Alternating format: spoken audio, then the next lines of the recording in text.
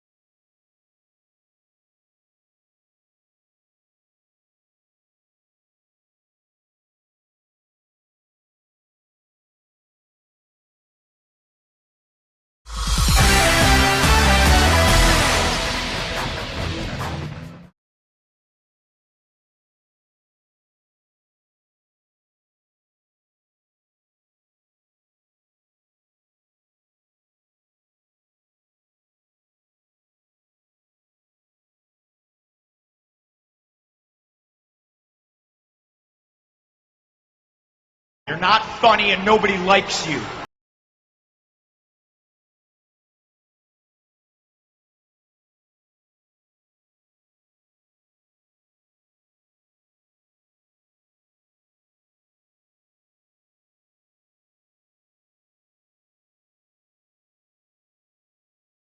Oh, that was horrible! You're an irredeemable monster!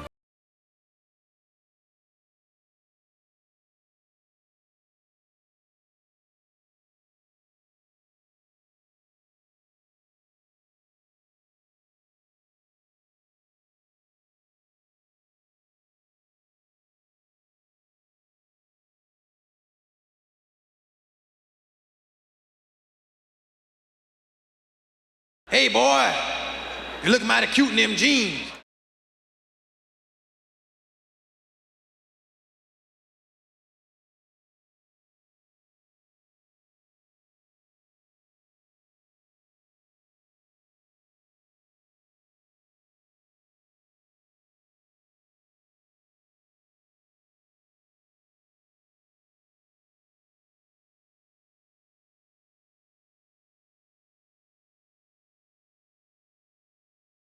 Did you see what I did there?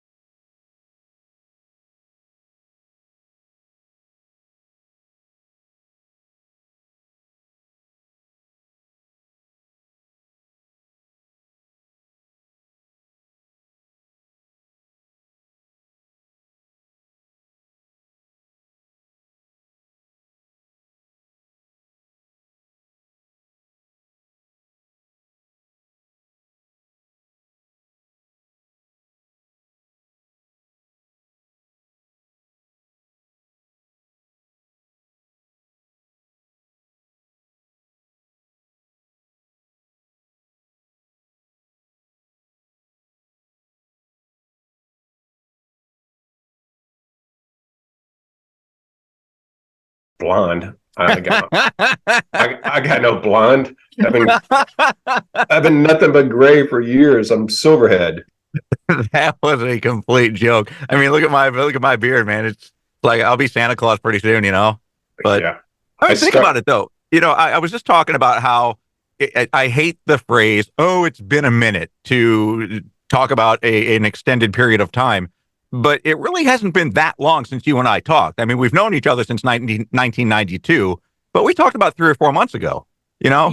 Yeah, and I think that everything in life is relative in the grand scheme of things. Human existence is a minute. You know, we've been walking the earth for just under 1,000,000 years, but billions of years ago, so it's all relative. I as much as possible try to live in the moment, and even though I try to live in the moment, I cherish those memories. Of oh, absolutely. You let me borrow your shoes to go into the mosh pit, and then years later finding out what an OCD freak you are. I'm like, dude, I didn't have any socks on. I wore his shoes barefoot. Then I gave back to him and he put them on. Yeah, that was the last time I wore those, though.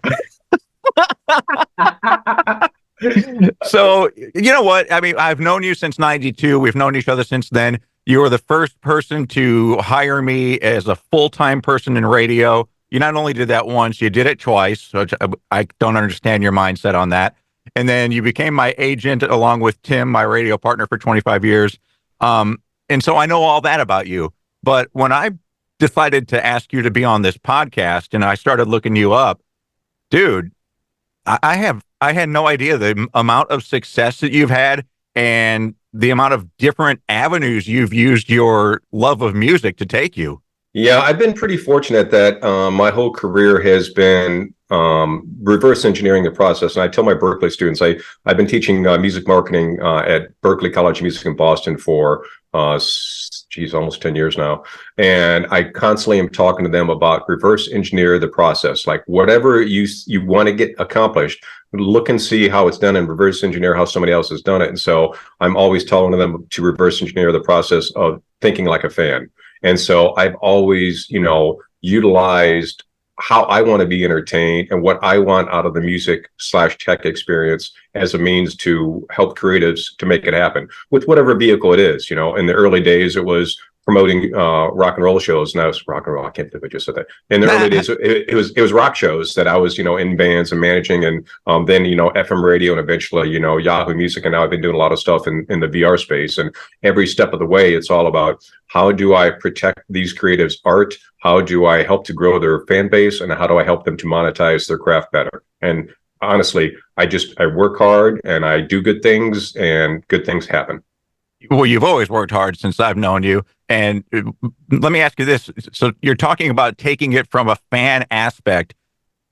You have an advantage, though, because not only are you a fan of the music, you're also a musician.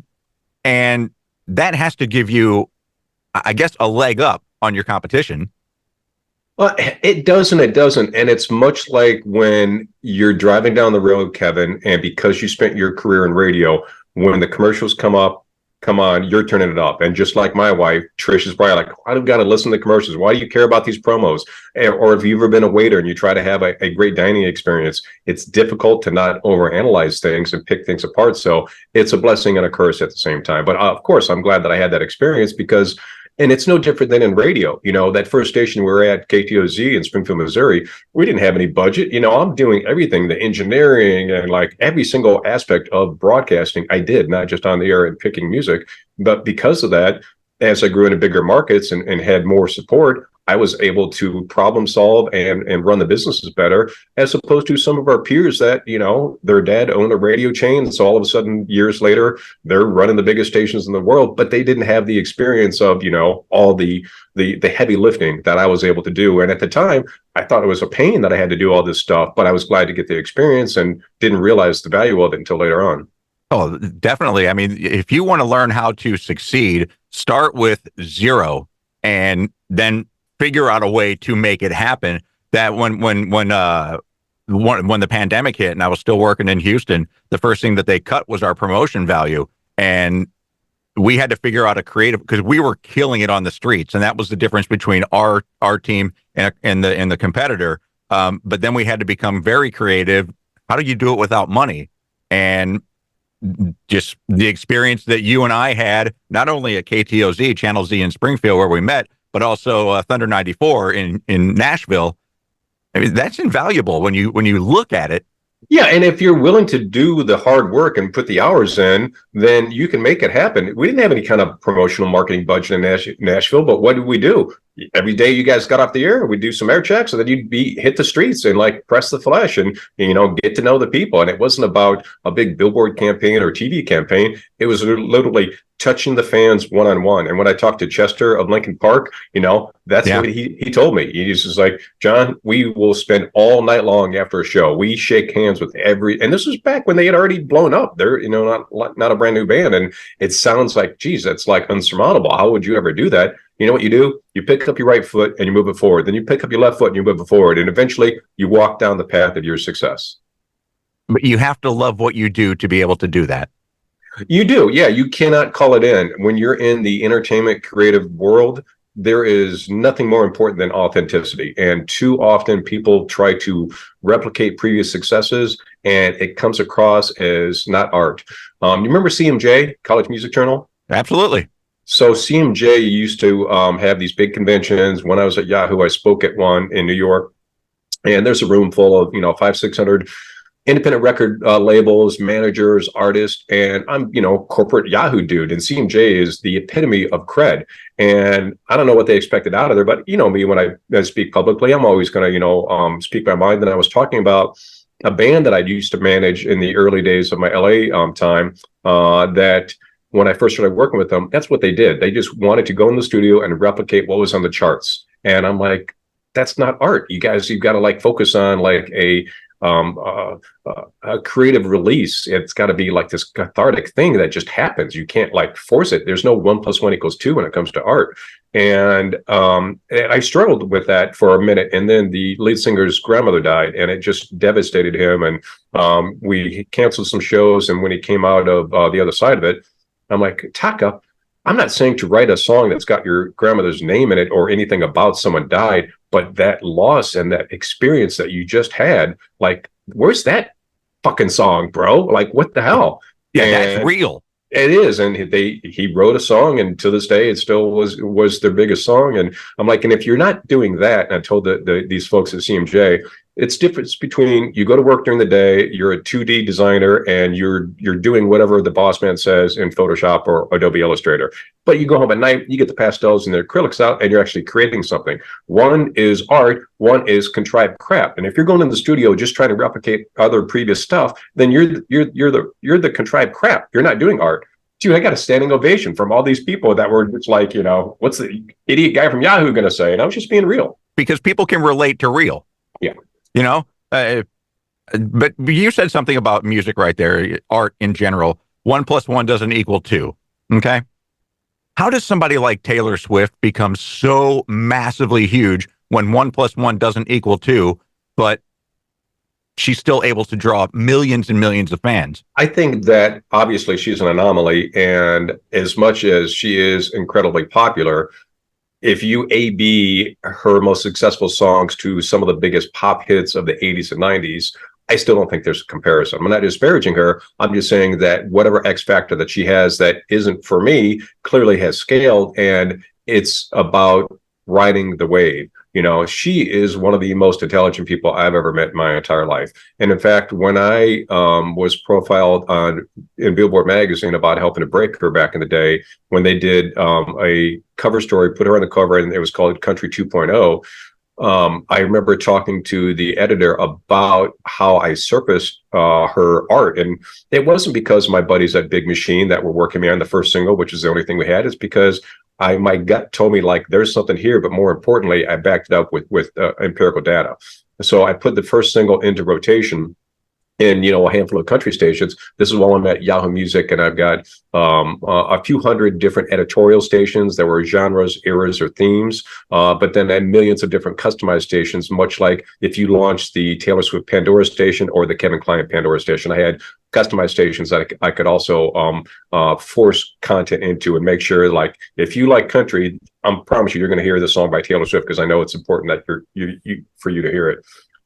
So I looked at the data after a couple weeks of radio spins, and it's not like there were a whole lot of people that were leaning in and rating it, 5 stars or 4 stars, but nobody was skipping it. And the number of skips, per session, and how often and where at in the song people were skipping songs was a huge litmus for me to recognize if something had potential or not. And I had been there less than a year, but I had not seen anything that had literally 0 skips. And so I bumped it up to media rotation, and put in a few more stations. Same thing happened. Bumped it up to heavy, a few more stations. Same thing happened. And so I called her management, and I called the label. I'm like, I know you guys are working there at country, and I'm sure you're going to go to pop eventually, but I'm letting you know, like, this is the most fire thing I have had since I started at Yahoo, and I'm opening it up to some pop stations, and I'm calling you to work with you on how we can get her in here for some exclusive performances. Let's get her up to Sunnyvale to meet all the people. And that was an important thing to realize, that sometimes passive data is the most important data. The proactive data. Think about when we were playing Marilyn Manson on the radio. Always the number one phone song, always, but if you play too much Marilyn Manson, you're not going to get any ratings because it's polarizing, Right.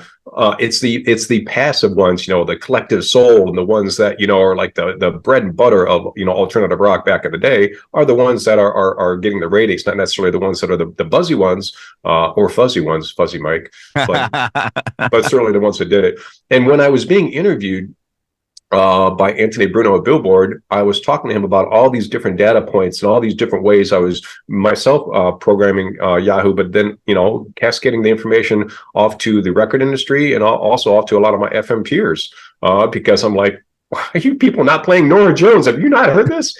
And I remember there was a tool that I worked with the engineers to make better, and it was basically any term you put in, song, album, Kevin Kline, anything you put in, it would show the search results on the Yahoo network, but then what people clicked on, and kind of like a heat map. And so you'd see what was the first, second, and third thing they clicked. And for months and months and months, when I put in any music term, the first thing that people clicked on was MySpace. And then almost overnight, it became Wikipedia.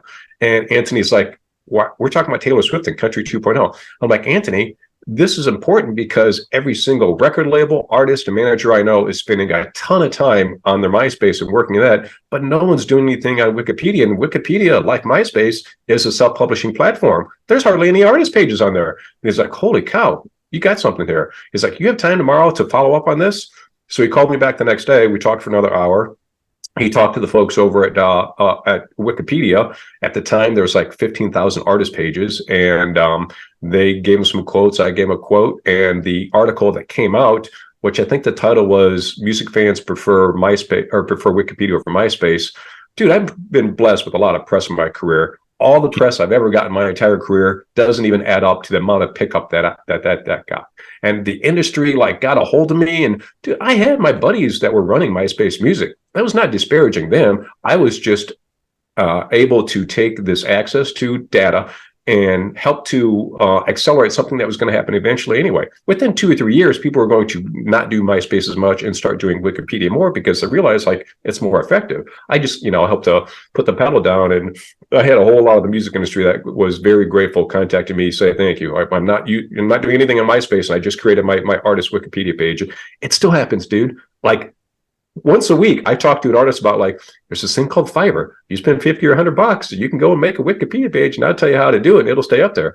I mean, literally, if you've got 2 or 3 links about you anywhere on the web, you can put up a Wikipedia page and it'll stay. A lot of people try to do it without any kind of attribution links, and the Wikipedia bots would just pull it down. It's a lot of stuff to talk about in that segment of a conversation right there, but.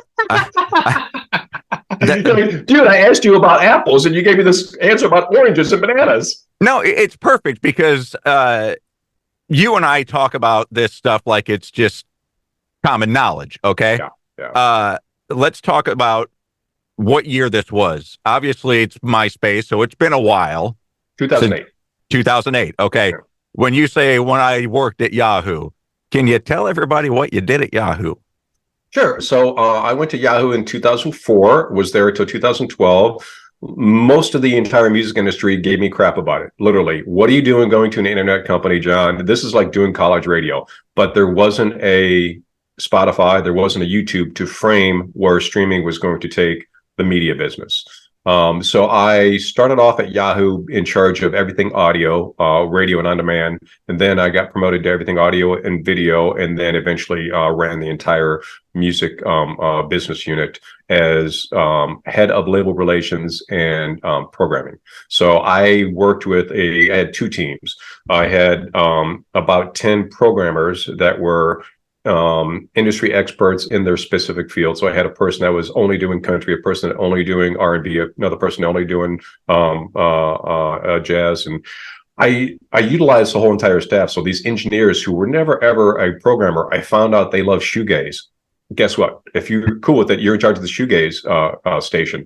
And like I roped everybody into the programming, and they just loved it. And it was much like what I did when I was at radio, where I didn't want to be the only person getting the stuff. So whether it be tchotchkes or concert tickets or, access to meet people backstage, I was just constantly taking care of people, because without that support staff, the people at the top of the company, the face of the company, like I was, you got no business. So one team was programming content, online radio and video stations, on demand audio like Spotify. And then the other team was in charge of data, because we had 11 billion rating data points, and it just wasn't really being effectively used. 11 billion? Dude, one of the biggest fights that I lost there was when I got flushed down the toilet. So we went through this massive thing for a year and a half. I had to turn down constantly a big, massive deal, some of them over $1 million, because the Yahoo network kept buying startups and kept growing, but didn't have a unified code base underneath. So when we started this process project called Lego, which was to take 75 different code bases and collapse them onto one new code base, I couldn't do anything for a year and a half. Like, all these entities wanted to do stuff. And even though I wasn't biz dev, because I was the face of Yahoo Music, I would be the person that would do a lot of biz dev. And the argument from them was that we've been collecting ratings data, for like 15, 20 years. the profile of the music fan that liked music back then, they've changed their profile and they like different music now. So this data is bunk. I'm like, I'm sorry, no. When somebody like turns 15, 16 years old, they're pretty much like, this is the kind of music I like the rest of my life. And of course there's anomalies, but like 11 billion, dude, data is more valuable than gold and oil combined. That's how Facebook, Meta, and Google grew their companies, is Absolutely. on data. And we're just going to sit there and take, and it wasn't just about the number, it was about how rich it is. Big data is an amazing thing, but if it doesn't have the right kind of methodology to collect it and then interpret it, you're better off without it. And a lot of times in the music space, how much people like music is based on putting a carrot in front of them. You know, I'm going to put a carrot in front of you. I'm going to incentivize you to let me know if you like this or not, as opposed to I'm listening to a radio station. If I like a song, I might rate it high, or guess what? I'm not going to skip it. And if I don't like a song, I'm going to skip it. That's like some of the most pure data that I was ever able to utilize for my programming across, now over 30 years. Well, it got flushed down the toilet. I lost that battle. Well, radio stations, they'll pay $500 to 500 people to come in and sit in an auditorium and listen to music and rate it. So, I mean, what you're getting is, what? I suck at math. I don't know how many times more that is, and you're not having to pay people either. No, and the methodology of collecting that data, because that I'm sitting at home, I'm trying to put food on the table, I get a phone call, kids are screaming, and you're going to have me listen to 30 different song hooks. And where those are at in that sequence is different. So what we're talking about is call out research that FM radio still to this day uses, not exclusively, but a lot. I've used it my whole career, but I would use it as one of the many variables, like how the requests are coming in, or how it's selling in the market, or how it's doing with the national charts and things like that. But a lot of times where it's at, I remember I told Rain Maida, we were just talking about Rain Maida from the band Our Lady Peace, which Starseed is still one of my all-time favorite songs. Dude, he tells me about when Guns N' Roses used to open up for them when they went across Canada, because they were bigger in Canada than any other rock band around. And I'm just like, the crazy story. So Rain Maida had this startup that I helped him out with years ago called Wreck Mob. And our very first time that we met, I'm sitting here talking about how when I had a lot of success with Starseed, and then when the first single from the next record came out, and at that time I was in Kansas City at KNRX, it wasn't working for me. And when you get music from the record labels, they deliver it. Back then, it was a CD Pro that had the single with an edit, and then the call out hook that you would send off to your call out company.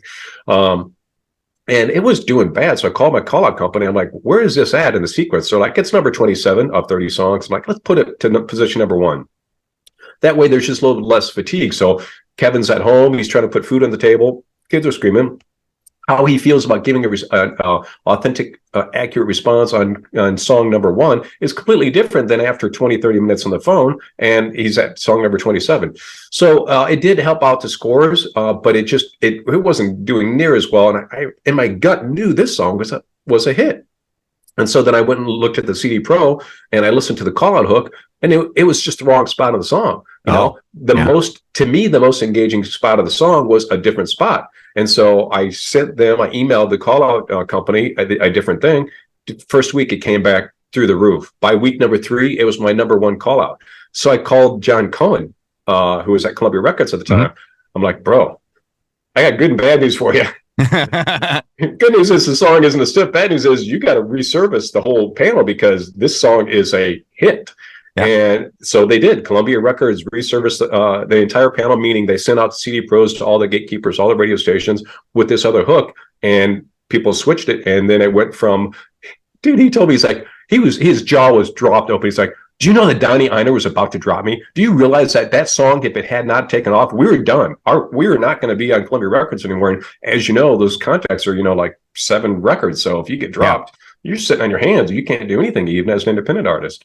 So where the call out hook, where it's at matters. And more importantly, about the methodology and acquiring this, information. So big data good, as long as the acquisition of the data is accurate, and also how you interpret it is accurate.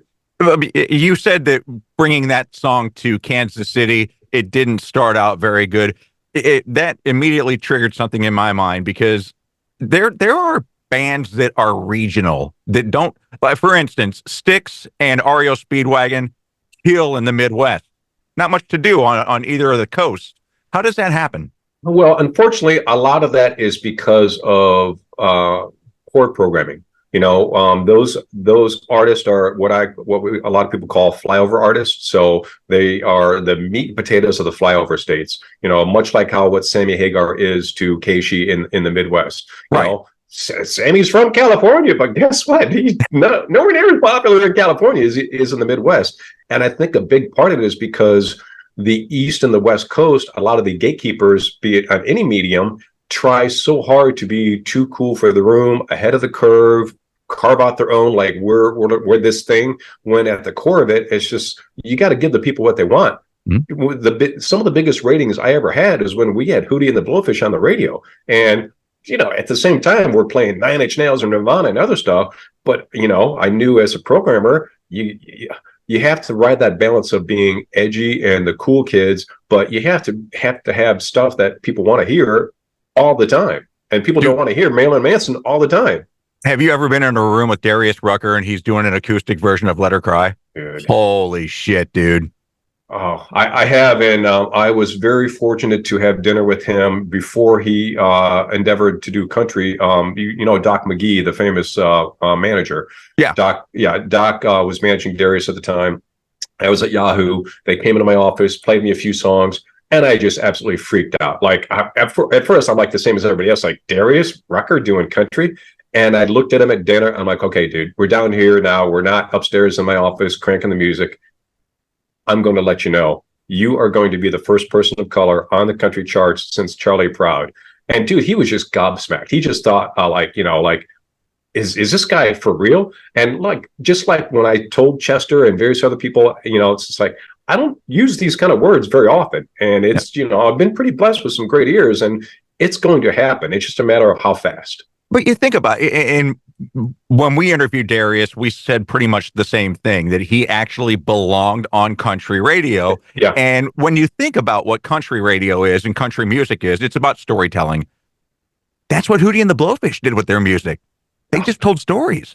And so it was a natural, I think some of Hootie and the Blowfish songs could actually play on country radio.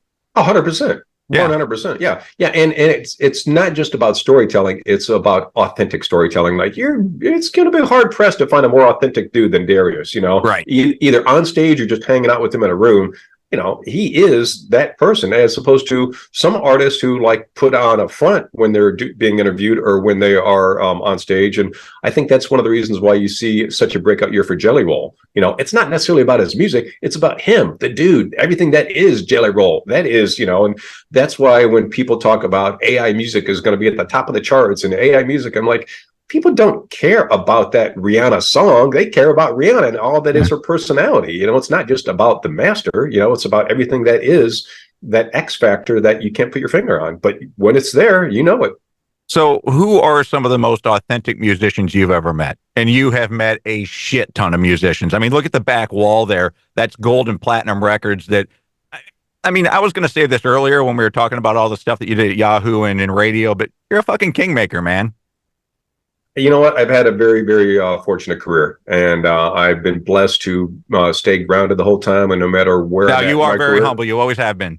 Yeah. And I could give you shit right now. You probably still carry a clipboard, don't you? It's right over there. It's right over there. I got my clipboard. John used to write down notes on a clipboard every day, and he would cross them off as he got them done. And it was a funny thing to see, but it was very efficient for you. Yeah, and it was a chaotic thing, but there was structure to it. And our bosses, like Rob Nichols, would be like, I know if I see John writing on his clipboard, it's going to get done. So the first piece of paper was just like document it, make sure it gets done. Second piece of paper below it was like, this has got to get done this week. Third piece of paper was like, this has got to get done this month. And the fourth piece of paper was like, dude, if you can get to it, great, but just don't forget about this thing. And yeah. And then I would take pictures of it on a regular basis, just because none of us were really using a whole lot of digital. It was at that radio station that I remember seeing James Ferry downloading Windows 95 online through Netscape Navigator. I'm like, holy cow, you're putting the new OS for this computer on this computer from this computer. And it freaked me out. Yeah, But I saw the potential. James was our production director, who not only worked with us in Springfield, but he also moved over to Nashville and did production for us over there. He was actually a musician. I think he did. He worked with Gene Loves Jezebel. He did quite a bit. Yeah, I worked with Trent Reznor a little bit too. Yeah, he and James is the only other person besides you I've ever hired twice. Really? Yeah, buddy. Wow. I'm sure you don't regret that. I'm sure you regret this one. Hey, to some degree, I've worked with you more than that because of the years of Birmingham and Jacksonville and Tallahassee and for sure. I mean, Tallahassee, not Jacksonville, right? Getting back to the original thing that it's been a minute. I mean, you and I are such that we can go for a dozen years without talking to each other on the phone or like this, but I mean, we know exactly where to pick up. I mean, you're from St. Louis, I'm from St. Louis. Just we got that kindred spirit, brother. Yeah, and I think part of it too is because when you go through things like you and I have gone through in our lives, where be it our first owner who was making not always the best decisions, or the station getting blown up, in Nashville, we were like literally on top of the world, but because we were doing so well with our ratings and revenue, our station went away, even though I proactively wanted to make sure that didn't happen. I remember talking to David Hall in Nashville. Kevin and I worked at an alternative rock station. Our sister station was a AAA station that had been around for a long time. And it basically is, adult alternative. And before you talk about this, let's get into the wattage difference between these stations, okay? Yeah. So 100,000 watts means you have coverage out the ass, okay? 100,000 watt radio station, such as KMOX in St. Louis, when there used to be the rules where after 10 o'clock or after 6 o'clock at night, you could go full power, they could be heard in 36 states with 100,000 watts. So 100,000 watt FM station in Nashville could be heard almost half of the statewide. Yeah, totally. That was our sister station. What did we have? Yeah, we had 5,000 watts on one signal and another 5,000 watts on another signal. And because there was such bad coverage in the city, eventually we put up a third signal. Were you gone by then, or were you still? No, there? that was in Springfield. We did the unveiling in Springfield. No, we were there. Tim and I were there. Yeah, you guys were there until the very end when things went south. But yeah, so I worked with my counterpart, the program director of the sister station WRLT, because this was the mid-90s and the Lilith Fair content train was chugging along. I connected our program music, our selector program, so that if we were going to be playing Joan Osborne or Sarah McLachlan or Fiona Apple anytime soon, it would check their system to make sure that it wouldn't schedule at the same time. So basically prioritizing their radio station, because we did share some artists. And even though we did as many things as we could to not encroach on them, we had like a great radio station. We beat the streets all the time. So we unfortunately took some of their listeners and we got shut down. But you really literally had a hard time hearing our station in Nashville proper, but we were still beating the shit out of them. Yeah, we were. And so let's talk about when David Toon calls us up to the radio station. Now, I don't know if you remember this or not, but I had a 102-degree temperature that morning, and I didn't want to come in. But Jerry the King Lawler was in studio with us that morning, and I said, I'm not missing a job or an interview with him. And so you said right after the show, you're like, Klein, go home. You're sick, I can tell, and I'll see you Monday. And then at 2:30, you call me and you say, you got to come up to the radio station, dude. I'm like, dude, I don't want to come up.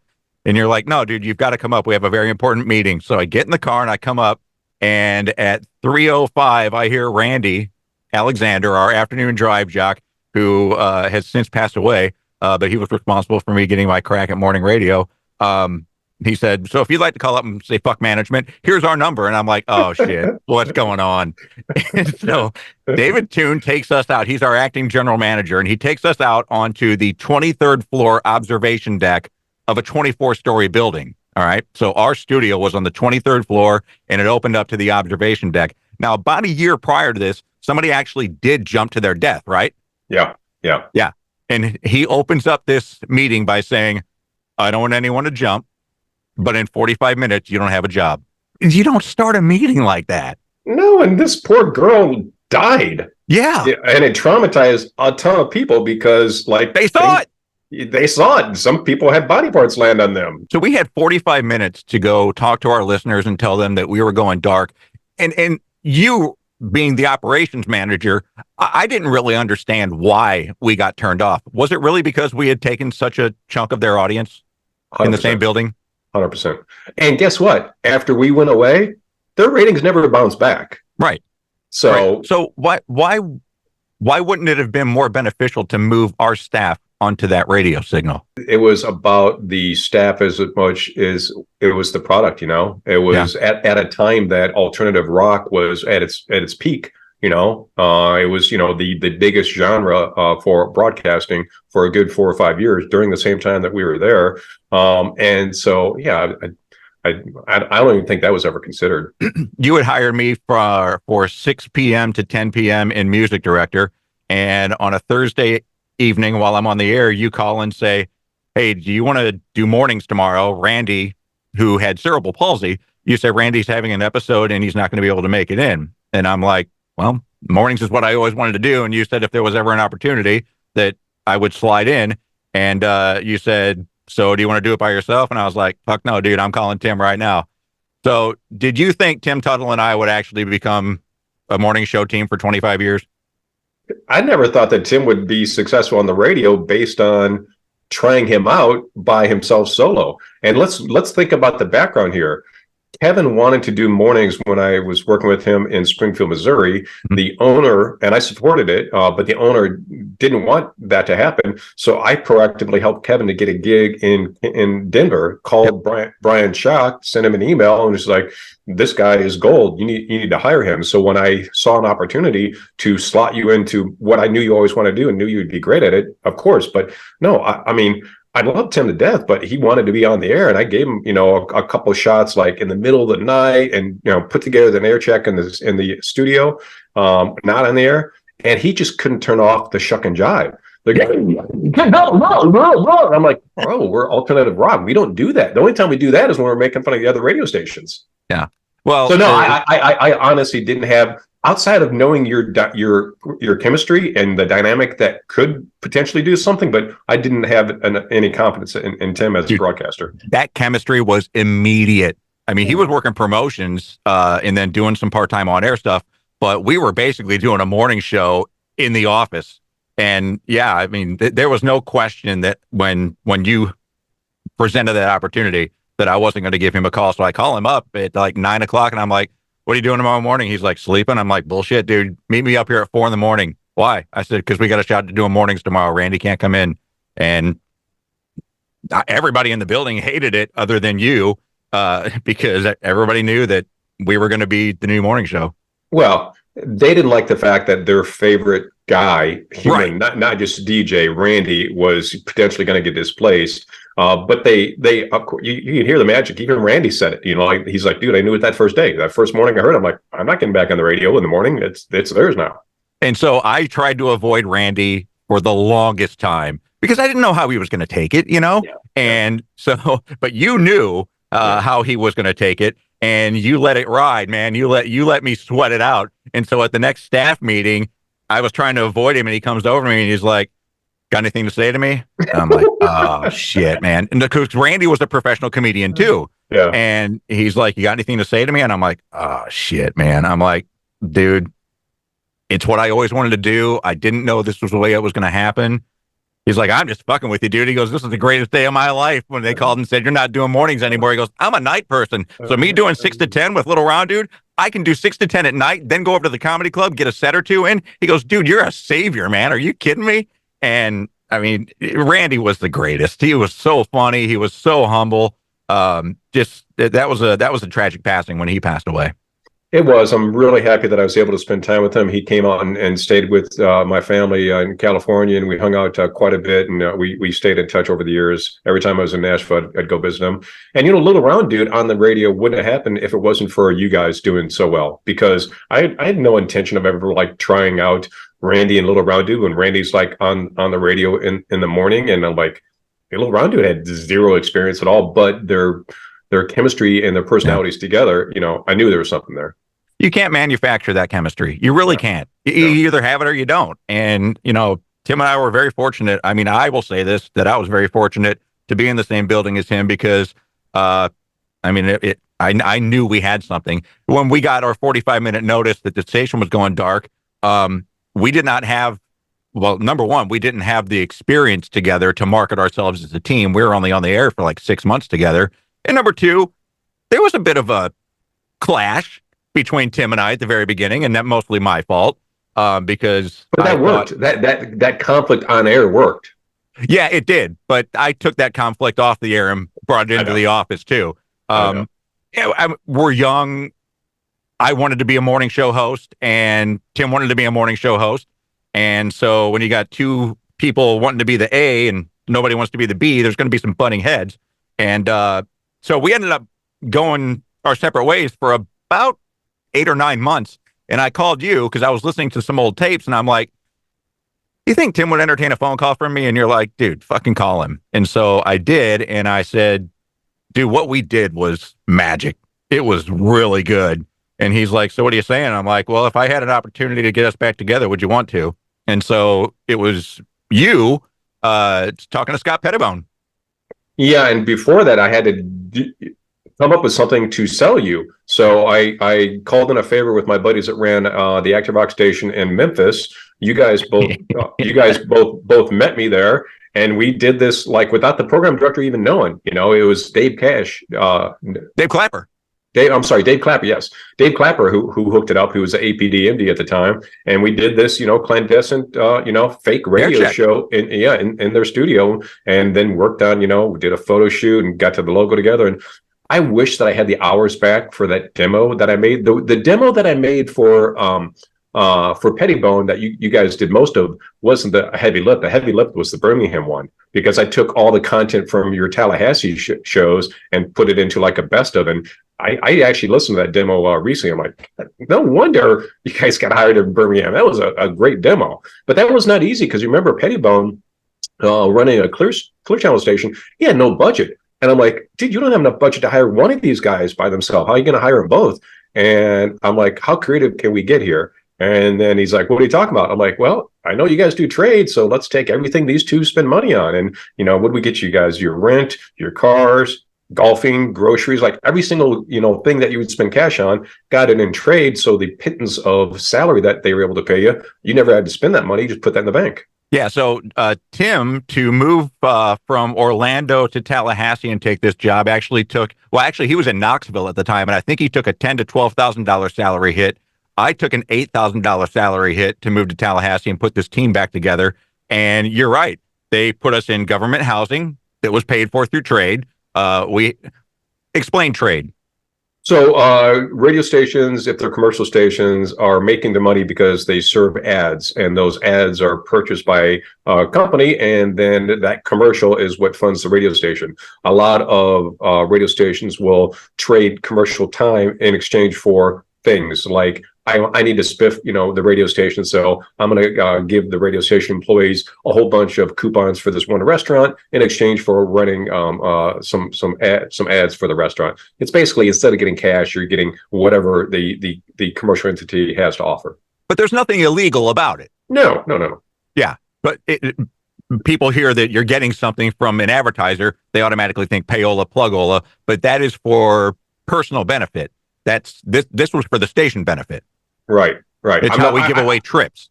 I can't speak to what you did with your tax person and how much of that stuff made into your tax returns, but yeah, right. We're going to talk about that. But yeah, no. So we put it back together in Tallahassee, and then 11 months later got the call to go to Birmingham, and you worked that out with Dave Rossi, and we were there for 5 years. That was the longest we'd ever spent somewhere together. Go long, bro. Go long. And then that bit of the air check, when I got the like, okay, John, you were right, these guys are the shit. It was that 1 second that Dave knew. He's like, dude, I thought that these guys were the right ones when I was about halfway through the tape, but then I got to that 1 second, and he's just like, I'm hiring them.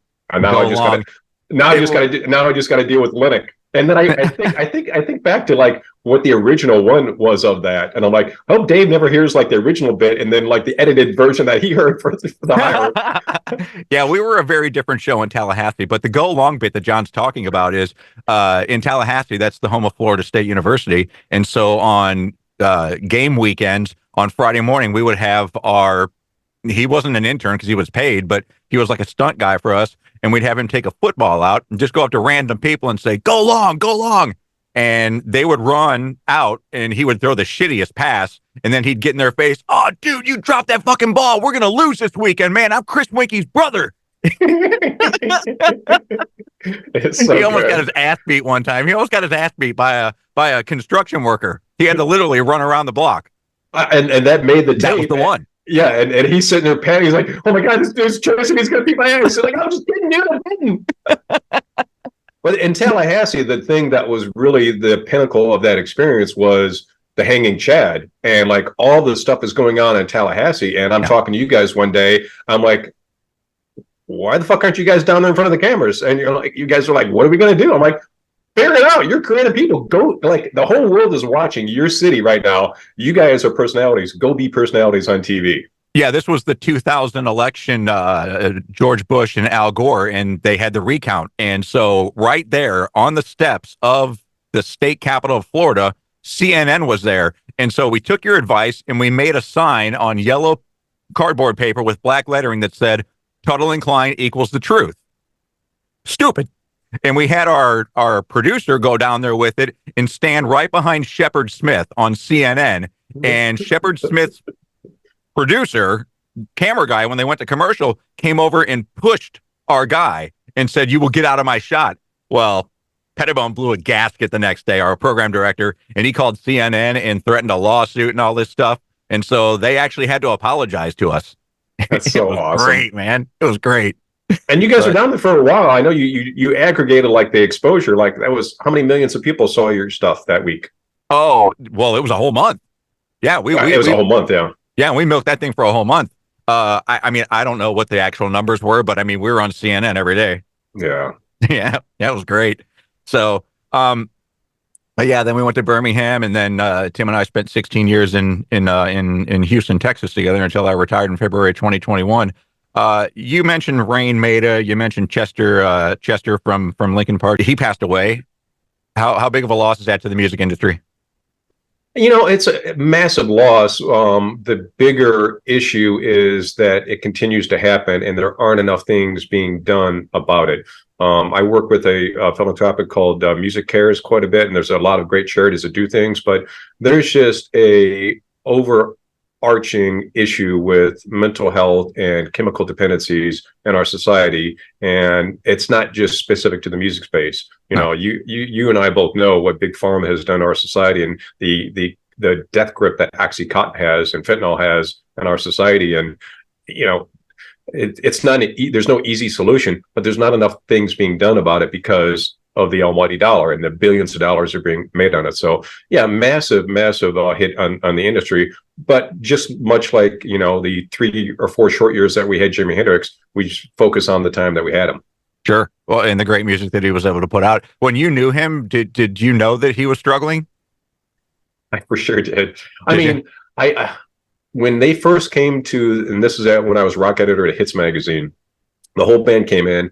I had only heard the one song, and we used to do this thing when Vance would come in called the corruption test. If you do a search for it, you can still find it. It basically is a series of like 20, 30, 40 questions, and it starts off really benign, like, have you ever done this? And then it gets a lot more egregious, and I won't get into the details, but every single question Chester said yes to, and every other band member said no to. So basically, he was the only partier in the band at the time. Everybody else was just, and for years, they did the same thing where they were just like video game junkies. Like afterwards in the tour bus, other bands are, you know, doing stuff and they're playing video games.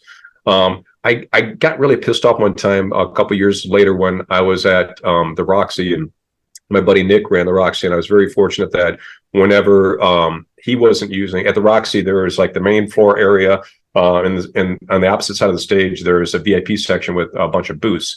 And the very best spot to hear and see the shows, when the owner, Nick, wasn't using that spot and I was going to go to a show, I texted him like, hey, I'm coming out tonight. No worries if you use them, but if you're not going to use it. And I remember sitting there, I don't even know what show it was, but I'm watching a show with my wife and some people. And I see Chester come in, and he gave me a funny look like, who's the guy up there in like the booth? It's like, I'm Chester. And he didn't recognize me, but after about 30 or 40 minutes, I went down and said hi to him. We talked. And then a couple hours later, I'm having to go down and yell at his friend who kept trying to push Jack and Cokes on him. And I'm like, because he's at a table in front of me, I'm hearing it. And I can hear Chester being like, dude, I'm sober. Like, quit that. And like, I went down there like, bro, I don't know who you are. Chester's in the bathroom. When he comes back, I don't want to see you like offering any more drinks to him, because bad things are going to happen to you. And I'm like, it's not going to be from me. It's going to be from the security of this facility, who they're going to side with me. And he didn't really appreciate it. And that was basically the end of that. And yeah. A lot of people struggle with a lot of things. That's why any given moment of any given day, when I experience somebody that's acting like they're being a jerk or they're doing this or that, we don't know what happened to that person. Their dog could have died that morning. They could have just like gotten fired. We don't know. So I try to, treat everybody with respect while trying not to be a pushover. Yeah, well, and you give them the benefit of the doubt, that something could be dramatically going on in their life. Absolutely, I totally understand that. And it's not always easy. I remember a specific conversation. It's not. I remember a conversation you and I had when you were talking about anger management in Nashville, and you're just like, dude, I'm working on this, but like I'm in the car the other day and like I wanted to run this person over because they were doing some stupid road rage stuff, and we all experience like stuff like that. We're like, okay, this person's riding my ass. I'm just gonna slow down and like, but I don't do stuff like that anymore because I know like bad things can go south very fast, and I just needed like, woosah. Well, you and I were working together when basically the internet came out and email came out, and yeah. I mean, it's just grown exponentially, the amount of vitriol and hate that people spread out to us via email and comments on social media. But, you never know what's going on in their life. I mean, yeah, I get pissed off to read some of the things that are said about me every once in a while, but you never know what people are going through, like you just said. Yeah, and a lot of times it's the attacks and the things that happen are misguided. You remember when we had that Allison Chain show at the Planet in Springfield, and somebody set my truck on fire. You were there then, right?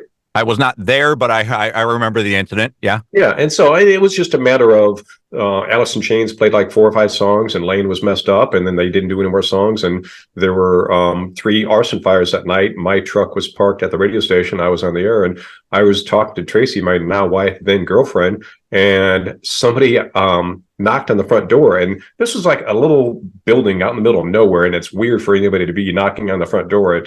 This was when I was still doing overnight, so it was 3, 4 o'clock in the morning. And I remember telling Tracy, I'm like, okay, something weird's going on. If I don't call you back in 5 minutes, I'm going to need you to call the cops.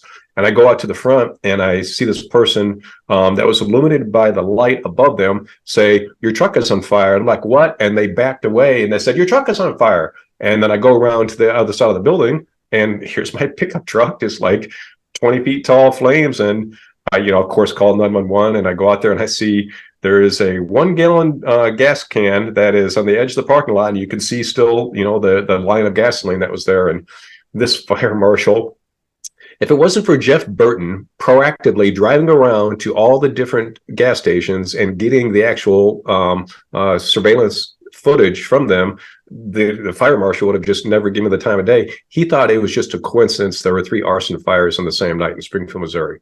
He's like, this isn't related to you guys giving away Allison Chains tickets. And really? Yeah, it's like, 3 arson fires in St. Louis would be suspect on the same night. Come on, dude. You mentioned Jeff Burton. He was introduced. He was responsible for introducing me to you, the late Jeff Burton. He became one of the morning show co-hosts at The Point in St. Louis. Passed away last year from it was prostate cancer, wasn't it? Prostate. That's it. That was the word I was looking for. But yeah, he brought me down to Springfield to introduce me to you, and I tracked mud into your brand new studio, and you still hire me, so I appreciate that. Thank you. OCD Kevin Klein, he's like, okay, what can I do? Like, give me something to do. And I had this stack of like 500 bios, because when the radio station would get music from the record labels, we would get the bio of the band, because there was no Wikipedia, and I had all these bios that it was a pain in the butt to like find a bio. So I'm like, here's a bunch of bios, there's a 3-ring binder, can you alphabetize these and put them in order? I looked at it and like, you got off on it, dude. You're just like, yes, my nipples are hard. This is what it's all about. I'm a task-oriented person, and I love to see immediate progress. So you take something that needs to be alphabetized, you put it in its proper order, boom, progress. Exactly. So I know we're kind of getting morbid here with all of the artists that you've met that, and our friend Jeff who passed away, but you have a great Daryl story, a Dimebag Daryl from Pantera, and you know they always say you never want to meet your heroes because they always disappoint you. Pantera was my band back when you and I were working together, and I never had a chance to meet him. But you know, Daryl got murdered on stage, but you had a chance to hang out with him. Tell me about that. That was during their Damage Plan years. I did see Pantera prior to that, but wasn't able to meet them. But my buddy Paul Bassman was the Damage Plan manager, and he invited me to go see them at the House of Blues in Los Angeles. And Zakk Wylde opened up. I was blown away by how Zakk and Daryl and the guys could perform on stage after doing at least 30 or 40 shots. Like before the show started, we're like backstage doing shots, and like and it was just a crazy amount of alcohol. But the thing about Daryl was that he was genuinely the nicest rock star I ever met. He was the guy that, you know, we're sitting there doing shots, and all of a sudden he'd be like, "Hey, kid," he'd see some kid in the corner like hanging out by himself, like, "Get over here, do a shot." Like, didn't know who this person was, and just made every single person in the room, no matter what room he was in, feel like they were his brother. You were talking about how do they go on stage and perform after doing 30 or 40 shots. You're a musician. It's muscle memory, isn't it? There is a window between like 2 or 3 beers and like 9 or 10 beers. And it's not just about musician. It's about like playing pool. Like if you're nervous, you know, have a beer or two, and you're probably going to be a better pool player because, you know, there's science behind it, and I've read about it, that your brain basically gets rid of the white noise, gets rid of the clutter during that like little window. And then if you go too far and you have like, you know, the 5, 6, 8, or 9, then the clutter comes back from the alcohol. But yeah, it's not just muscle memory. It also is just about letting go. When I was teaching myself to play drums, I remember the moment that I was just like, okay, I can do this. And it was because I quit trying to play well. I quit trying to listen to the mistakes. I quit trying to do anything. I just like let go. And it was, I taught myself to play drums with Primus, Frizzle Fry, Jane's Addiction, Nothing Shocking, and Appetite for Destruction. And at that moment, I was listening to Paradise City. And Paradise City, as you know, is a very easy song to play on drums. And it was the first song that I learned because it's so simple, but because I just like let go, I was just like, okay, I got this. And then whenever I'd be like trying to work out something with the guys in the band or on stage right before we go, you know, do a set, I just try to get back into that moment and that mindset that I had before of like, you know, none of it matters. And it's very similar to what actors do before their cameras get turned on, you know, because if you think about it, it's going to be a shitty performance. 2 things I want to touch upon there. I'll go in reverse order. You just said it's a mindset. Where does the confidence come in you that you know that when you take a job, even if you haven't done it before, you're going to excel at it? Part of it is because of empirical data that I am aware of from my career. And, you know, 1 + 1 = 2. I'm a science guy. You know, give me some empirical data and I'm going to get it. And it was like, okay, I've done these things over my career. And as long as I focus on it and put my attention into it, I know that I'll accomplish the goal. Part of it is, it's going to sound hippy dippy, but part of it is the collective unconscious. There's been 4 times in my life that the universe spoke to me and I ran in that direction as hard as I could. One of them was the very first times when I got into radio. I was working at a fine dining club in Springfield, Missouri, the only exclusive club, wearing a tuxedo, doing fine dining, cooking, 20 floors up. And I was there for 2 years, put myself through school. And I walked up to a table one night and did the, "Hi, my name is John. I'll be your waiter tonight. Can I start you off some cocktails?" And they said, "What radio station are you at? Where do you work?" I'm like, "What are you talking about?" And they're like, "Your voice, you're a DJ, right?" I'm like, "No, but yeah, I guess that's a compliment. Thanks." Literally the same week, another table said the same thing to me. And I'm like, this is the universe talking to me. And I sat there and thought, I'm like, okay, I'm struggling going through school. I'm waiting tables. Like, it's a good job, making good money, but like I could sit in a room and talk for a living. And like, I got all excited about it. And Dude, I called every fucking radio station in Springfield, Missouri. I'll clean the toilets. I'll like do whatever. And they all say the same, God, dude, go to the School of Broadcasting, get a degree at SMS for this. And I'm like, I didn't have a degree. You know, I'd been going to school, but I wasn't out yet. And literally the following week, one of the bands that I used to open up for, I was in bands that opened up for a band called New World Spirits. New World Spirits, St. Louis band. But they're actually a Springfield band, but they rooted themselves in St. Louis. They were actually the first band to get signed to Universal Records. When Universal Records became a thing, they were the first band to get signed. But Craig Campbell, who was their manager, he told me that his dad was filing bankruptcy on his country station, and he's convinced him that he'll keep it alive and make it alternative. He's like, Dad, I got these 500 alternative CDs, and like it seems like this alternative rock thing is happening around the country, and I can't promise you I'm going to be able to like, you know, make you any money, but at least, you know, pay the bills and keep your credit from being messed up. But dude, I didn't ask him to be a DJ, even though the universe was like, be a DJ, because like I knew the people Craig was going to rope in. Like I knew them from being on the air, you know, there in town.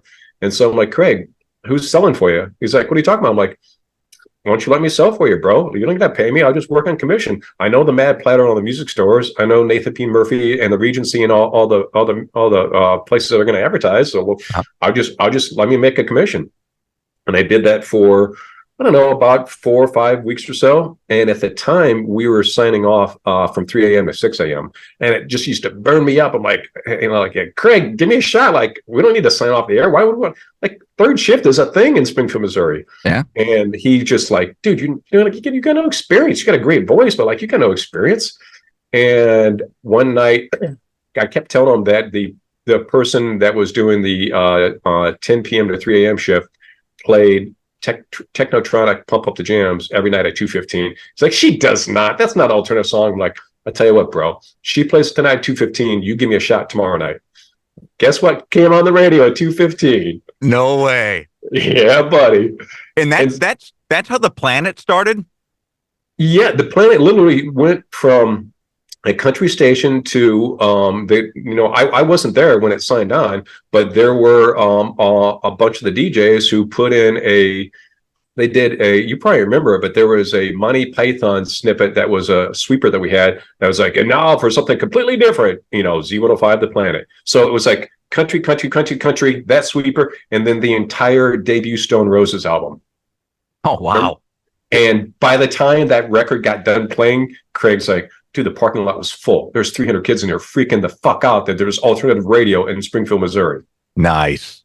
And so a few months later, Craig calls me in his office. He's like, dude, I got some good news and bad news. And this is after me being on the air overnight, 3 a.m. to 6 a.m. When I went on the radio that first night, I was just going to, use my real name. And dude's like, dude, no. He's like, here's where this button does this. And you got to have a name. I'm like, okay.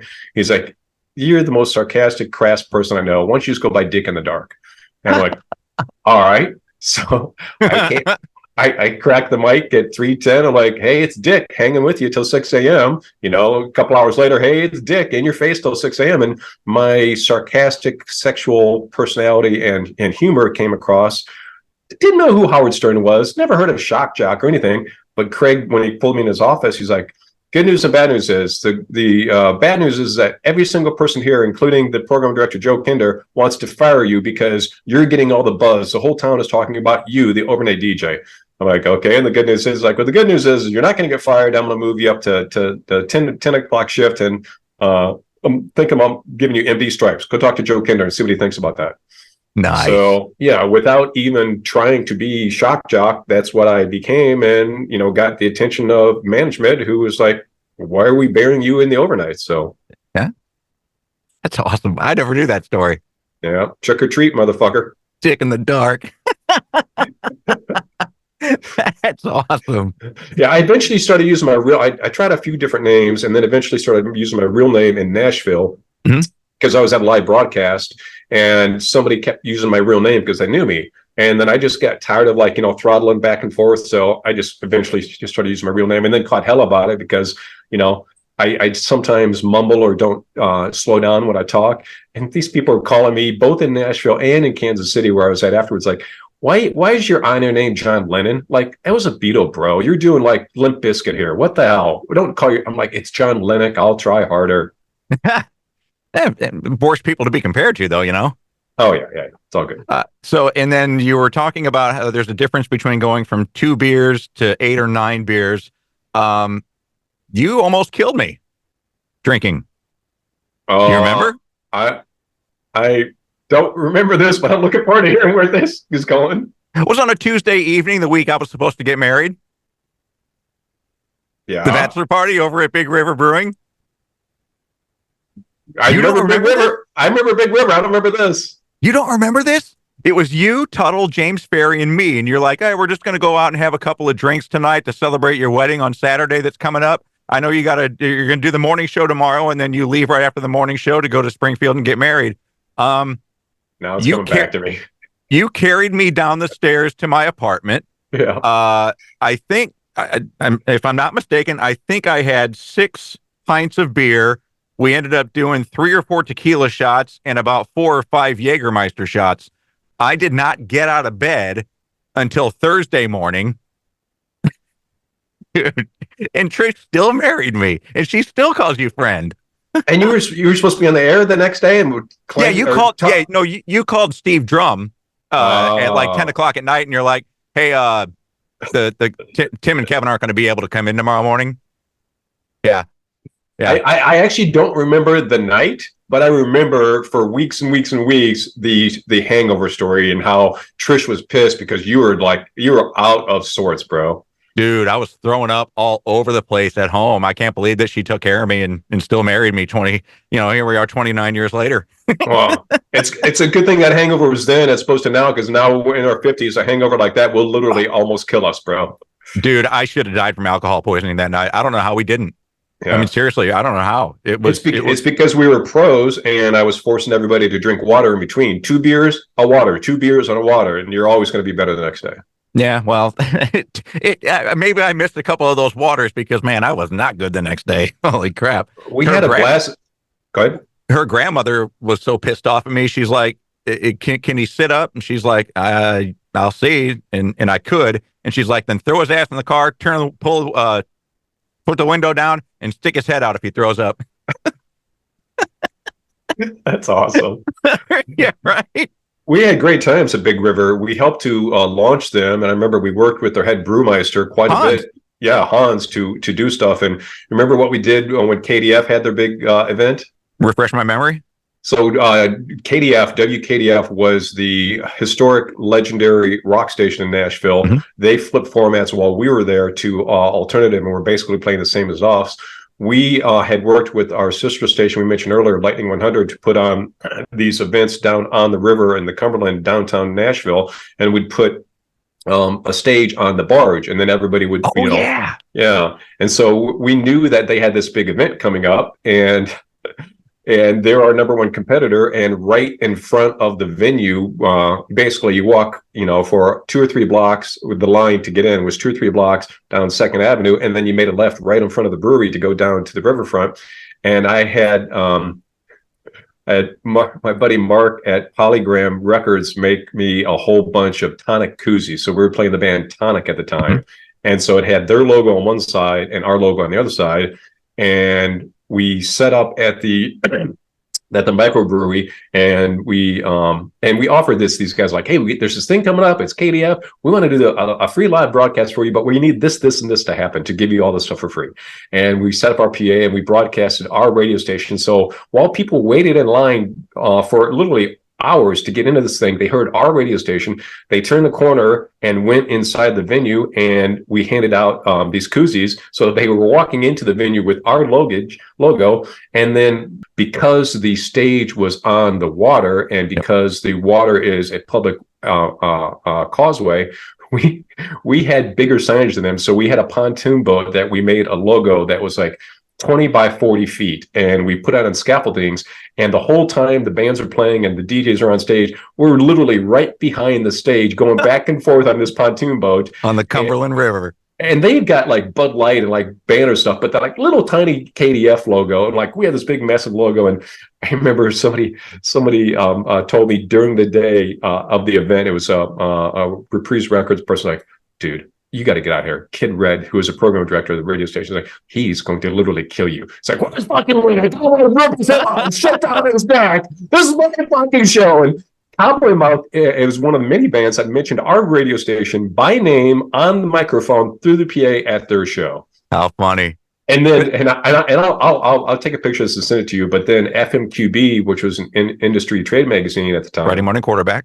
Yeah, they covered the event, and they had a bunch of pictures of the KDF event, and then the bottom half of the page was, and WROG was there too, and they had a picture of the pontoon boot and everything else. So it's like Kid Red got smacked in the face during the event, then afterwards, and bro, I had to work him because after I got out of radio after Kansas City, I was at TVT Records, and I'm trying to get Gravity Kills and Seven Dust on KDF, and I remember I called the radio station, and they put me through to him. And I'm like, hey, Kid Red, it's been years. How you doing? He's like, Lenac, fuck you. And I'm going, well, how did Tonic ever get played on their radio station? Of course, yeah. Tonic was one of their headliners. So every single band, and dude, Mark Berger, I don't know if you remember Berger. I remember Berger. Yeah. Mark Berger, who was, the person that helped to execute that. He's like, dude, I hope you're getting a lot of mileage out of this because I still catch hell to this day from Kid Red doing this. Nice. But I've always done stuff like that. I've never been like dirty pool, but I remember in Kansas City, I found out that one of my interns was buddies with the intern at the competing station, which was the 98 Rock, KQRC, heritage, legendary, powerful rock station. And I found out that they were going to do the Year of the Rock because it was about to be 1998. It was like November of 97. And I had Mancow as my morning show guy. And so I called him up like, Eric, I'm going to do these things. And here's the reason why. He's like, I fucking love it. Send me the copy. And so I did the Year of the Sock. So literally the day before they went on the air with the Year of the Rock, I went on the air with the Year of the Sock. It's all about Mancow's smelly socks. And dude, Vince got so, the PD of that rock station, he got so pissed off. But guess what? They didn't change their stuff. They kept it. But then some of their DJs would be like, yeah, you might hear another station talk about the Year of the Sock, but it's the Year of the Rock. I'm like, thank you. What are you doing? What are you doing looking over your shoulder? Look ahead, bro. Absolutely. But that's again goes back to the early days when you didn't have a budget and you still maximized the way to kick ass. Yeah. That's funny as hell. I got a couple of names that I want to ask you about because I've never met these people and you have. Doing shots with Slash, seriously? that was a crazy night. He was getting ready to roll out his I think it was his second Snake Pit album. Snake Pit? Yeah, Slash of Snake Pit. And I got invited by the label. I was rock editor at Hits Magazine, and being a gatekeeper, everybody wants to read about their stuff, and more importantly, they had already put me on it, so I was helping them to get airplay. And as part of just like a country artist coming to your radio station in Houston, you go and you schmooze the gatekeepers. So they did a big function at the Rainbow Room that I love to hang out at. Legendary Rainbow Room right next to the Roxy and the Sunset Strip. And there was probably about 15 of us there at the dinner, fellow gatekeepers and journalists and things like that. And I was fortunate to sit next to him, did a bunch of shots with him. And then eventually I'm just like, dude, I don't know how you fucking do it. I can't keep up. And so he kept ordering them. And every time he'd order shots for us, I'm like, that's you. And like, dude, I don't even know how many I saw a guy do. Over 20 for sure. Really? Yeah. And I was just like, I'm calling a cab, man. I gotta go. I'm sorry, but I can't come to your thing. He was about to do an exclusive performance for all the gatekeepers there at dinner and some other winners for some radio contests at a lockout, and then a private event, just to go and like, I'm just like, how the fuck are you gonna play your guitar now, bro? And it was just a crazy, crazy debaucherous night. Lots of crazy debaucherous nights that happen. I've done parties at the Playboy Mansion that that I've helped to throw, and porn party at the Roxy, and my wife knows about all of it. None of these are secrets. She knows that I know where the line is. I can orchestrate fun, but I don't have to be involved in it. Right. Oh, I've been married since. Well, I've been with Trish since actually all the craziness started back at Channel Z, because that was my first paid full-time gig. I worked KMOX in the Point in St. Louis, but that was basically for free, and I wasn't getting to do any of the quote fun stuff. But yeah, man, when Channel Z started, and you just got to be upfront with your wife that, hey, some craziness is going to be going on, but I'm not taking part in it. And I mean, hell, Trish has been to a couple of crazy shows with us before, so you know she knew what she was getting into. And she still hates me to this day for introducing the two of you. Like, what? Dude, do you remember that the conversation that I had with Eric Hall 5 minutes before I'm ready to go on the air one night? I don't know which one you're talking about. Dude, you could not get away with this today. So Trish and I, literally, John, we were friends. That's all we were. We were just friends. We hung out and we talked a lot, but nothing physical. There was no really romance going on at this time. And it was probably, I don't know, maybe 4 months after I got there. And, you know, I'm on the air from 6 to 10 at night, 6 to midnight, actually. And 5:55, Eric Hall, who's the operation manager. Well, what was Eric? He was operations manager for the cluster, not just our station. So he did Channel Z and Augusta as well. Right. Okay. Yeah. So he calls me into his office and he's like, hey, have a seat. And I'm like, okay. I said, something wrong? And he's like, no, nothing's wrong. He goes, I just wanted to ask you, you know, you and Trish seem to be getting along really well. I'm like, yeah, she's a great girl. I said, we've been having a lot of fun. He's like, well, you know the company policy? I'm like, no. He goes, we don't fuck the help. I'm like, well, thank goodness we haven't done that. He's like, go have a good shift. Like 5 minutes before I'm ready to go on the air. So she got fired. She was in sales. She got fired. Because of that? Shortly thereafter. She says that it's because of that. Wow. But the reason they gave her was because she wasn't billing enough. Wow. So, and then our first like coming out together was at the Christmas party over at the Regency. That's right. So I looked at her and I said, well, if they think we are, we might as well. Yeah. So, yeah.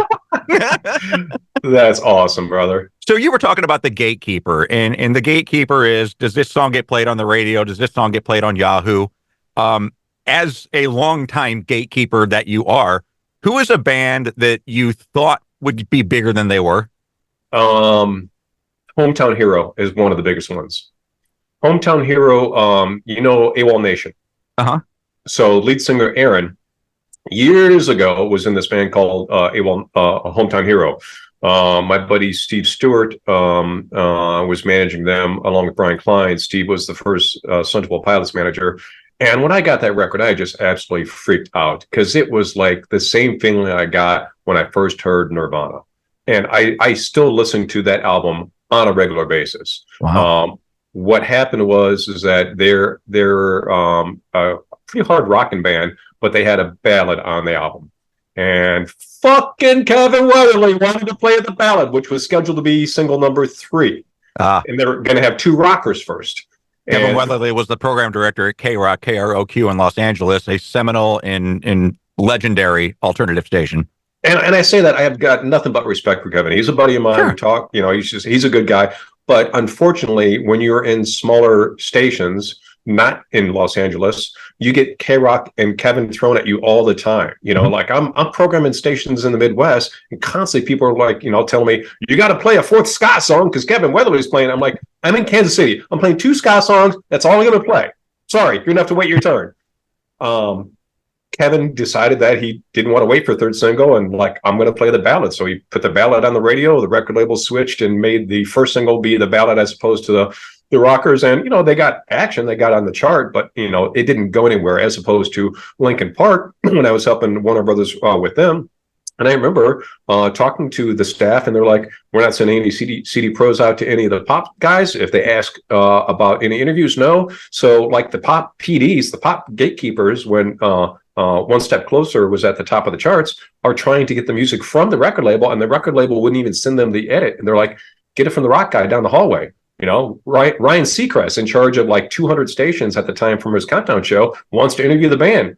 Fuck you, they're a rock band. Because they wanted to have the foundation of the band's fan base be rock, which is much more loyal, like country, Sure. than disposable, pop, unfortunately. So yeah, there was a whole lot of pissed off people in those early days in Lincoln Park, but look what happened.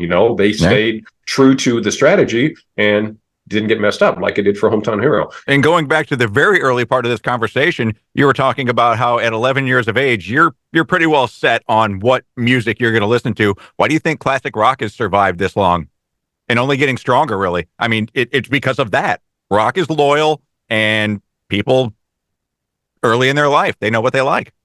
That I think it's more about the content itself. I think if you break down the quality of the songs and the messages, there is just amazing content. And not that there hasn't been amazing content, in the last 20 years, but you can count on one hand the number of career bands that have started in the last 20 years, like Linkin Park, like Arcade Fire, that, are.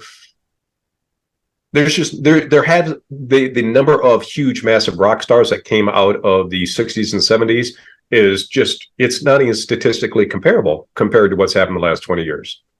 And it's not necessarily because of the content alone. A lot of it is because of the mind share of the consumer. We live in such a fragmented world where like people don't even listen to music anymore like they used to in the context. And I know I sound like get off my lawn, but a tremendous amount of the music consumption experience for a lot of people today is while they're going through their Instagram or TikTok feed, they're listening to music. They also have 15 or 20 different browser tabs open, and they're distracted by text messages. It's not like back in the day when on Monday night you go to the record store, you get that vinyl, you open it up, and you sit with your friends and you read the liner notes, and you do nothing else but focus on the music. That's one of the reasons why I pivoted and got into VR a few years ago, because when you have a headset on and you're playing one of the games I'm involved with, there's no, like, you can't do anything else. So you're like, you're very attentive to what's going on. So I think it's about half and half, Kevin. I think it's a half because of the content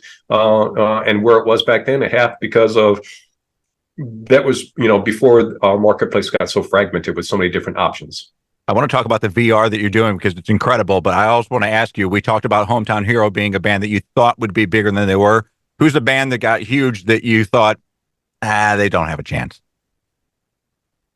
Oh, what did I whiff on that? I haven't had too many whiffs. That's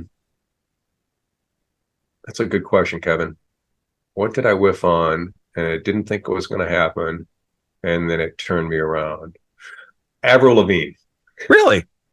Yeah. And honestly, it was, and I'm giving it with caveats. It's because of a few different things. I didn't hear the Masters first. I heard her in a conference room while I was at Hits, just singing with an acoustic guitar player. So, the Master is like, it's the Master. You want it, and the Master is the recorded song. And so same song, but the recording. So the difference between hearing somebody on your couch in your living room with an acoustic guitar or the full production and everything that it was from the studio. So I'm sitting here like watching this person who I'd never heard of before sing these songs that I didn't really think were that great, and she did an okay job. She was pretty nervous, and in the back of my mind thinking, if my fucking band was in here, they would kill it, and they would be like, and people would be freaking the fuck out. And so like, I left that room thinking like, that person's gonna go nowhere. Wow. But then I heard the Masters a few weeks later. I'm like, I was wrong. Yeah. Like how could you?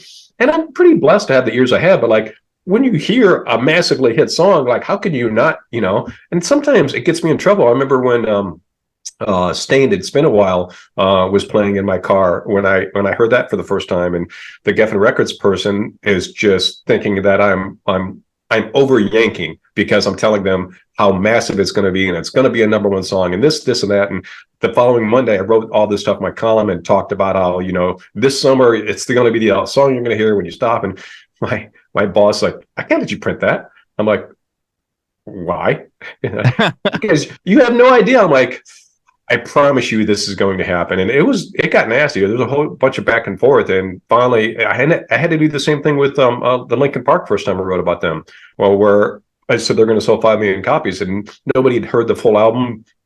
But I was fortunate to see them play at the Roxy and saw the Roxy full of kids that were singing to every single song. And nobody had heard it yet. I'm like, I go to the Warner guy. I'm like, how'd you guys do this? He's like, we gave out 500,000 cassettes all summer long, and the fans are here. And there's the data. There's the data. Yeah, and the same thing happened where I wrote, they're going to sell 5 million records and nobody knew anything. And my boss like, I can't let you write that. I'm like, remember our deal, creative control. So if it doesn't happen, it's on me. It's not on you. And so, yeah. Aaron Lewis from Stained is one of my all-time favorite singers. Where do you put Miley Cyrus in the pantheon of great singers? I think she's the best on the planet right now. Yeah, I put her in the punk rock bucket, much like I put Billie Eilish, because they are both mavericks that do things that are outside of conventional wisdom and where they should go with their career and the kind of music that they make. Yeah, she's kind of like the Madonna of now, right? The way she's reinvented herself and 100%. And it's crazy to think about the early days. I remember working with Disney when they couldn't get arrested with Hannah Montana at FM radio. And I'm at Yahoo, like having so much success with Hannah Montana, like a tremendous amount. But if outside of me and the guys at Radio Disney, nobody was playing it. And I called my buddy who programmed Kiss in LA. I'm like, bro, what if you just play it like on weekdays at 3:15 when the parents pick up their kids? And you're letting Radio Disney and me own this artist that I think they're going to be massive. And she was already massive because she was all over TV. Yeah. But yeah, that was a massive whiff by FM. FM didn't play that Hannah Montana record at all. So did I answer your question? Yeah. Okay. You think she's a great singer? Yeah, phenomenal. Yeah. And the success that she just had with Flowers, come on. Yeah, crazy, ridiculous. I really wish she would do a residency in Las Vegas because she says she doesn't want to tour anymore. I mean, I would definitely go see that show. Yeah, as long as she does a lot of rock. I like it when she does rock covers. Her covers are amazing. Yeah. Her covers are absolutely amazing. Did you see the one she did on her 31st birthday last week of Journey, Faithfully? Did she? No. Oh my God, dude, it's so good. I'll check it out. It's so good. All right. So you've made your living since the early days of your career in music, but now you've decided and you've found a way to take your love of music and meld it with probably the most innovative technology that we've had in the past 5 years, and that is VR. What are you doing with this? This is crazy cool.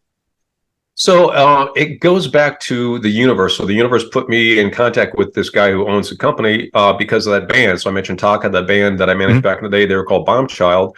I go down to the Viper Room back in like 2001 to do sound check because the band was playing there that night. And they said, hey, we want to introduce you to our friend Arturo. He's got a music magazine called Cluj. He wants to interview us. Is that cool? And I'm like, of course. Anyway, he's a good friend. We used to hang out all the time. He'd come to all of my parties. And one time we were hanging out. He was like, dude, I started doing stuff in VR. I got to show you this game that I have.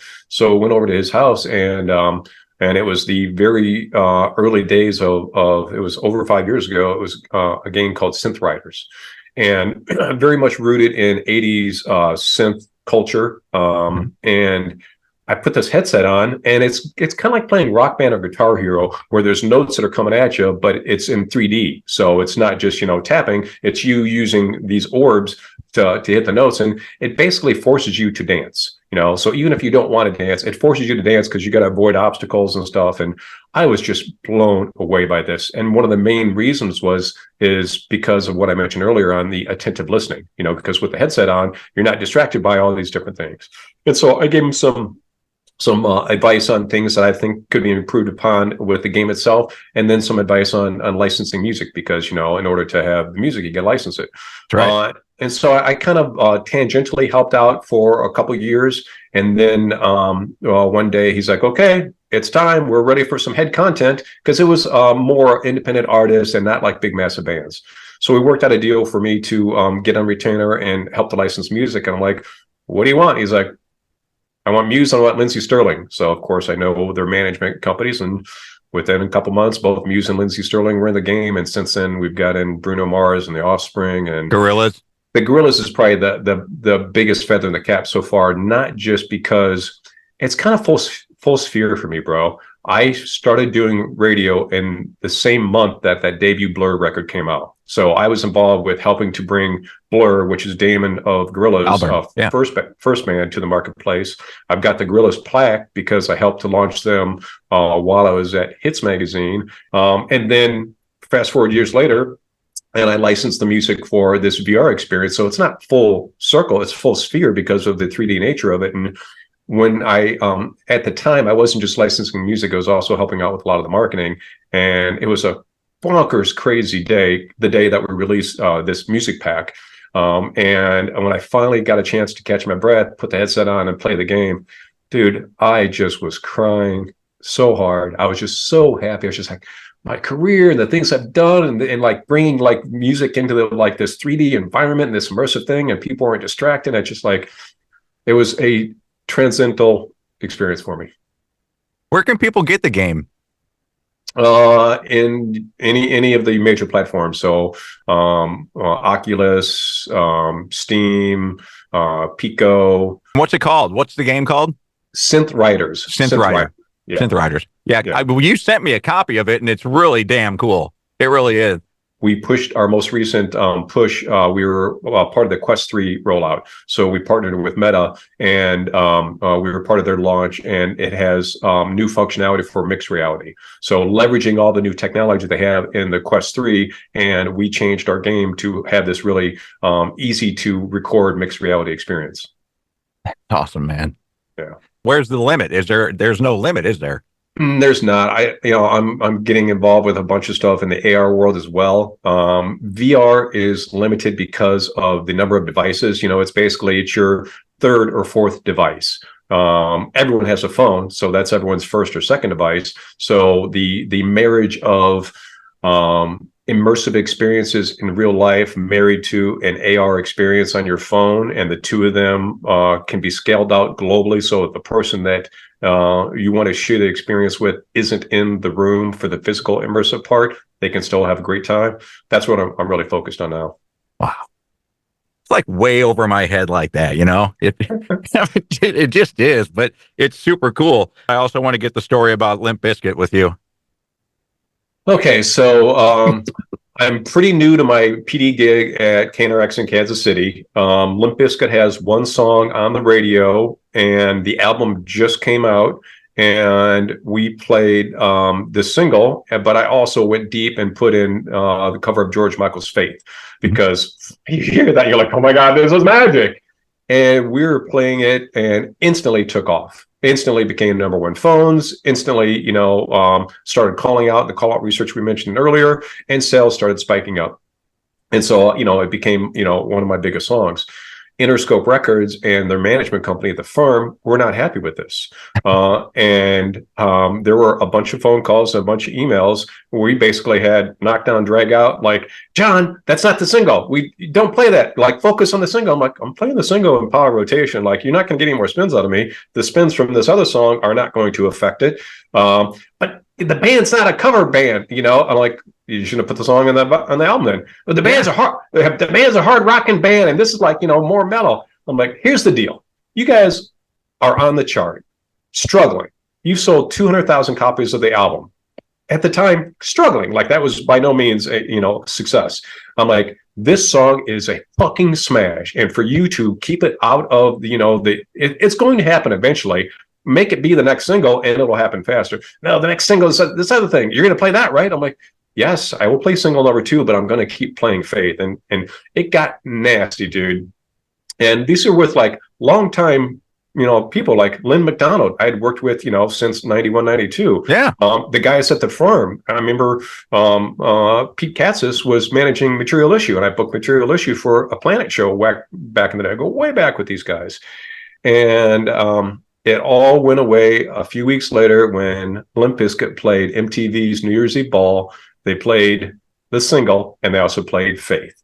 And the following Monday, every fucking rock radio station in America started playing Faith. And of course, I got a couple of pretty nice phone calls and faxes apologizing and like, when do you want the free show? You guys get a free Limp Bizkit show. Nice. And it wasn't me trying to be an ass. I just like, you knew it was a hit. Yeah, I mean, my gut told me, and that's why I went in rotation. Same thing happened with Soundgarden, dude. I remember getting a fax from Jack Isquith at A&M Records asking me to please quit playing Black Hole Sun. You were there before they got signed to A&M. We played stuff from the SST and Sub Pop years on the planet. So the station had history with them. They'd get their first major label deal. Super Unknown is getting ready to come out, not out yet. we're all playing Spoon Man as the first single, and then I get the advance. And I'm going through the advance, and I get to Black Hole Sun, and I just freaked the fuck out. I'm just like, what the fuck is this? And I literally ran into the Planet studio. I don't even remember who was on the air at the time. And I'm like, when this song gets done, play Black Hole Sun next. And then I'm going to schedule it like every 2 hours after this. A couple weeks later, it wasn't just me. There's a whole bunch of people that got the same phone call and fax and email from Jack Isquith and Lorraine Caruso. And I called a few of my peers. I'm like, I'm not going to quit playing this song. Are you going to quit playing this song? And no. There were a handful of young programmers that did. I was a young programmer, but I knew it was a hit. And I called Jack. I'm like, dude, I'm not going to slow down on Spoon Man. You're still going to, I'm playing it everywhere but morning show. And it's a B, which is, the highest you can get. And sure enough, this whole conversation went away a few weeks later because I got on the chart and it got to the top of the chart. And to this day is the number one song. But I wish I had that fax as their record label asking me to quit playing it, which you were a music director years, dude. You know how the struggle of you've got a hit song on the radio. It's time to move on to single number 2. And so you put the hit song into recurrent and you go to single number 2. When it works out, it's phenomenal. But when the record label is trying to force you to move that hit song off of your current rotation and to move on to the second song that may or may not be a hit, you don't know. You're like, right. I got a hit song here. Are you programming a radio station or am I? That's exactly right. Yep. So, great days, man. Great days. There were. Brother, I appreciate the time. This has been a phenomenal chat, and let's not make it another minute. Let's hook up again soon. Very, very much so, my friend. I really, really enjoyed this. This has been awesome, and I appreciate your friendship, dude. It has been a minute since we've had this long of a conversation, but we're just we're soul brothers, dude. We're always going to be soul brothers. Indeed, we will, brother. My thanks to John Lenac for joining me, and my thanks to you for listening. If you've enjoyed this episode and you'd like to help support the podcast, please subscribe and leave a rating and review. Doing so may very well lead to your comment being mentioned or read in a future episode. Please share the Fuzzy Mic with your friends. As our Fuzzy following grows, the more indebted I am to you. To stay connected with the Fuzzy Mic and get behind-the-scenes content, you can follow me on Instagram, Facebook, and Twitter.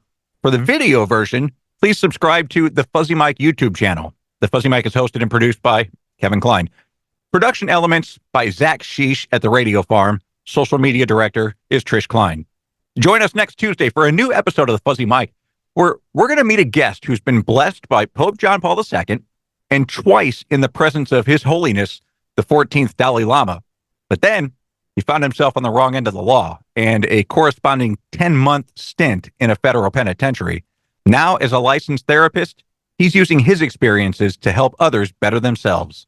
See you next Tuesday, and thank you. That's it for the Fuzzy Mic. Thank you. The Fuzzy Mic with Kevin Klein.